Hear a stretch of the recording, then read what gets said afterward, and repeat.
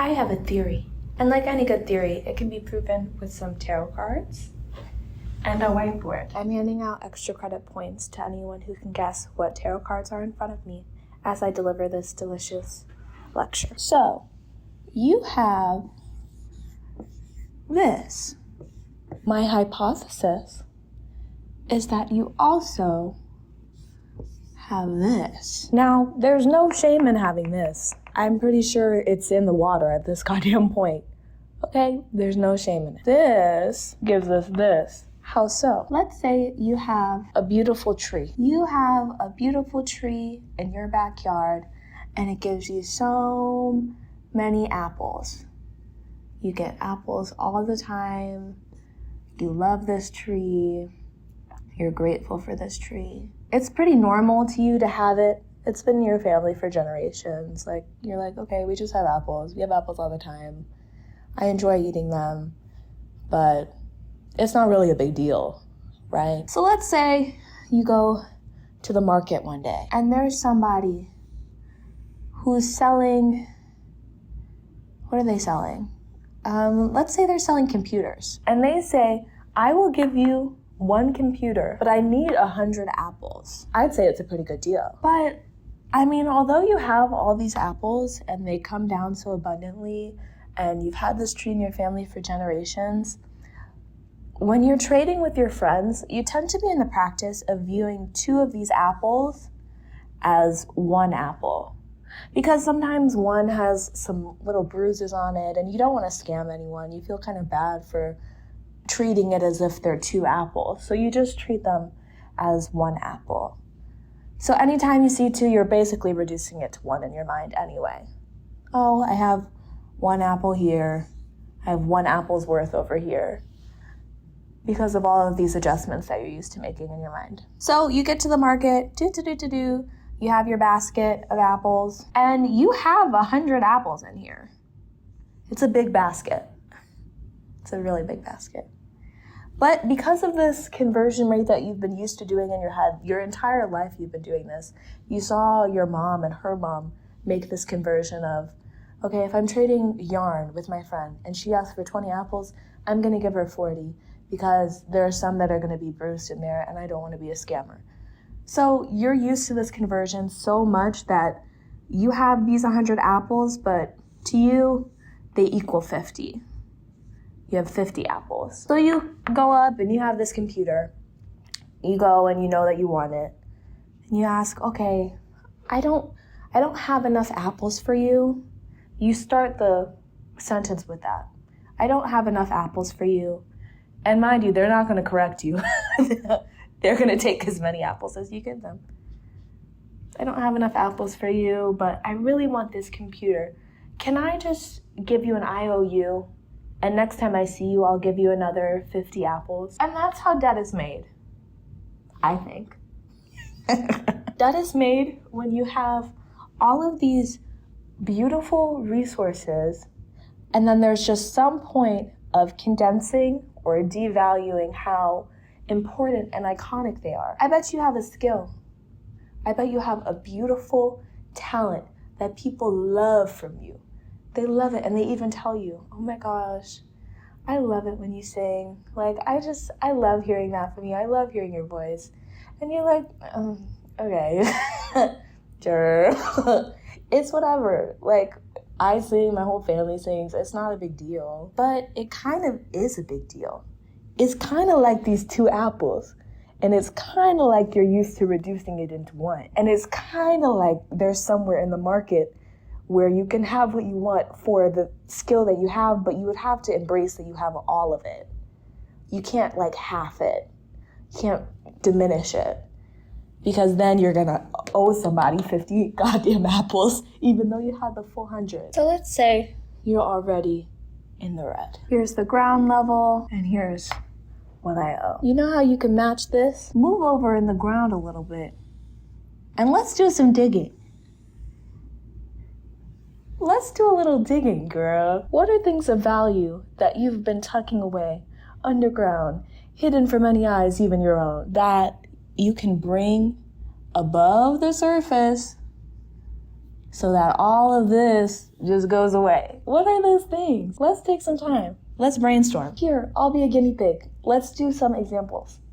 What are mine? Let's make a list of some things that are valuable that I offer the world without even thinking much about it. Here's my smile. That one is like so easy and people talk about it so much. Oh my God, your smile. I'm like, okay, but I'm gonna start being more like, thank you. It's so good, right? Yes.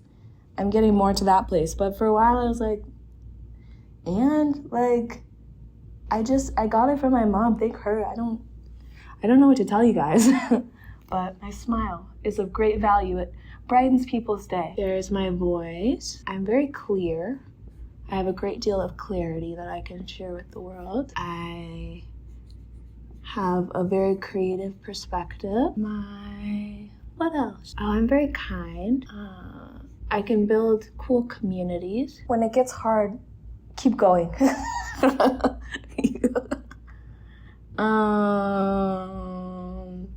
Let's do 4 more for a nice 10. My attention to detail, my humor, my ancestral connection. That's a bit go on. And one more, my tenacity. Okay. Phew.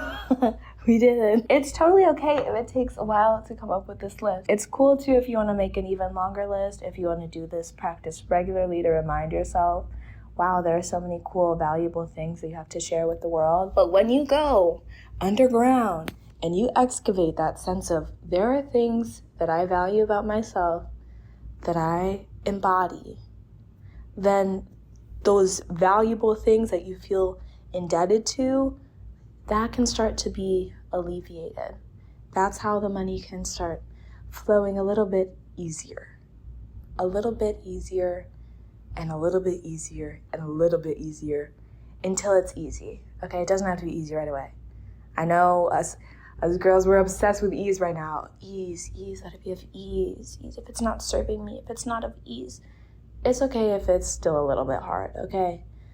Because again, the low self-worth thing has been so deeply ingrained in so many of us so that we could be extracted from, okay?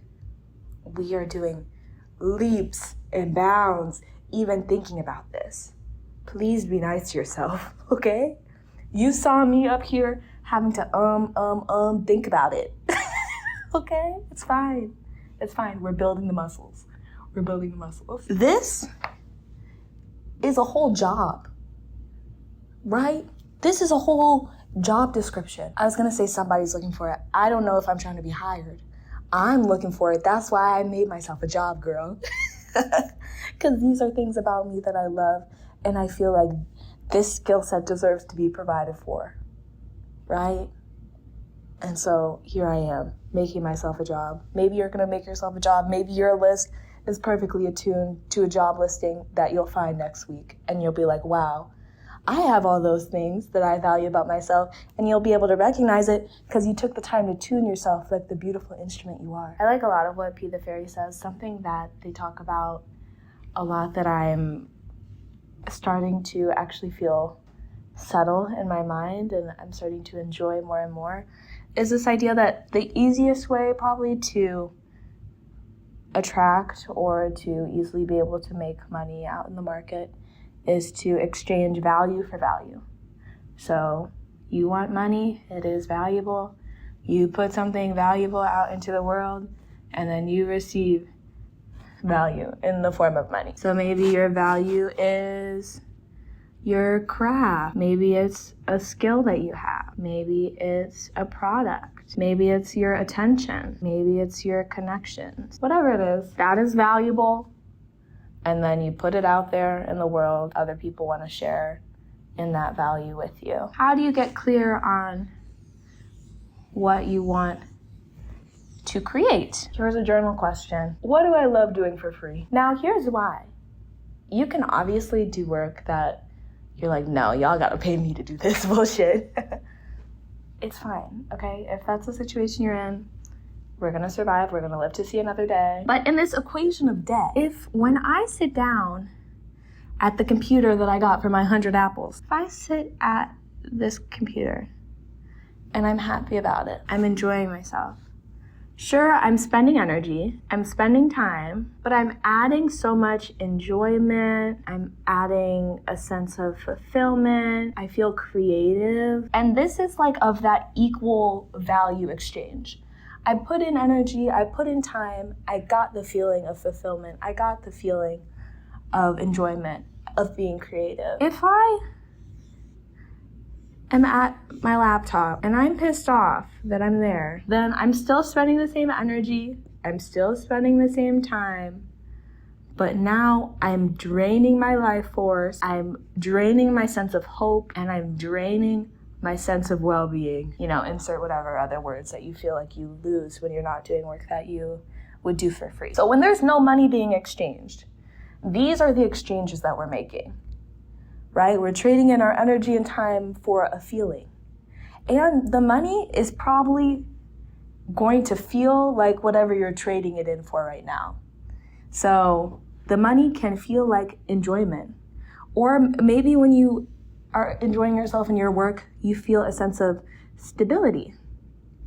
Maybe you feel safe because you know that you're putting your energy into something that is important to you, and that just makes you feel like you can trust yourself with yourself. Then once money comes into the equation, it will be as a result of a symbol of whatever you were trading when everything was free. Okay? So now this is the money. And your money now is enjoyment, it is fulfillment, it's creativity, it's stability, it's safety. But when you're doing something for free that you wouldn't want to do for free, that you don't like doing, you're trying to force yourself into a business that you think will make you the most money. You're trying to force yourself into an avenue that you think is gonna, oh, but this should do it, this is what people want, even though you don't want it. Now your money feels like a thing that's draining your life force. It feels like a thing that's draining your hope and well-being. So it's not just the money that you want, okay? It's not just the money you want. We want money programmed with certain energy because we want to actually enjoy it. Money can come into your life and it could be more money, more problems, okay? It could give that, but it could very easily give, what's the song about money being awesome? Bitch better have my money is more like this. The money could give celebration and enjoyment if when you're trading it for free, what you're doing is actually of that nature. So if you're staring at some dads that are pissing you off, one, I get it. Like it's stressful. It's stressful. And dealing in the world of physical currency, I'm still also learning how to navigate it with a sense of levity and empowerment. And I think that a big wave of us are learning this in a way that isn't just about, okay, you're self-employed. That could seem like the freedom you want, but do you hate it? If you hate it, then it's not freedom.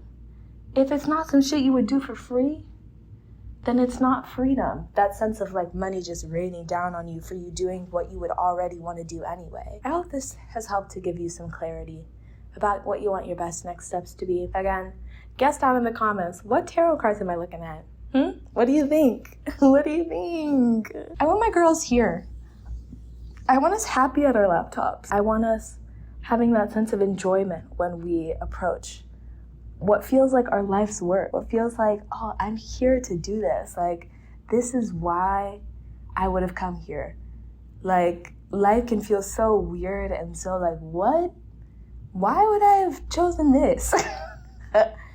And then you start touching the things that light you up and you're like, oh, this is why. This would do it for me. Yes. So I want more of us to have that feeling.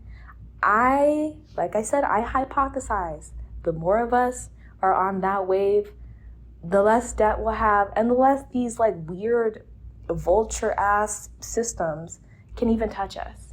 We'll just be floating around ephemerally. Next thing you know, we're trading apples and berries and knitwear with each other. Like, we're there. We're there. The girls are up, okay? The girls are up. Don't you ever forget it. And that means you're up too. I hope you enjoyed. I love you a lot. And I'll see you next time. Professor Imani here. here to remind you to check out the Remembering Tree, especially if you like this kind of teaching, lecture vibe. That's a great place to go for just like a guidebook. Imagine a guidebook for the new game that you can feel viscerally that you are playing. This new age that we've stepped into, where the old ways seem to be falling away so rapidly and the new ways are still being discovered. There's some very potent downloads in there, so check out the link in the description to tap in.